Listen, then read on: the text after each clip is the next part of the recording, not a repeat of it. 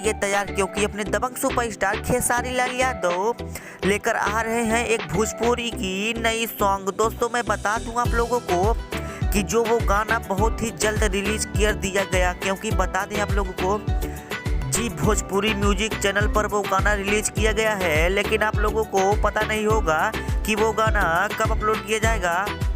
तो दोस्तों मैं बता दूं आप लोगों को कि वो जो गाना है जल्द से जल्द रिलीज कर दिया जाएगा।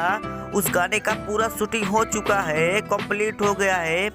वो गाना आने में ज़्यादा देर नहीं लगेगा। वो गाना कल के दिन मतलब आज ही के दिन रिलीज कर दिया जाएगा। उस गाने का नाम है प्लाजो वाली और उसके सिंगर हैं खेसारी लाल यादव और प्रियंका सिंह।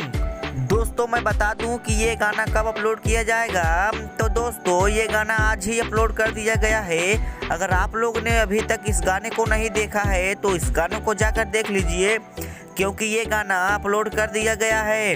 दोस्तों मैं बता दूं आप लोगों को कि अपने दबंग सुपरस्टार खेसारी लाल यादव इस समय बहुत ही दूर जगह पे, बहुत ही लंबे मतलब बहुत ही दूर जगह पे अपने गानों की शूटिंग कर रहे हैं। दोस्तों बता दें आप लोगों को कि जो संघर्ष 2 मूवी आई थी उसी को करने में खेसारी लाल यादव 2 से 4 महीने तक उस गाने को बनाने में लग गया था।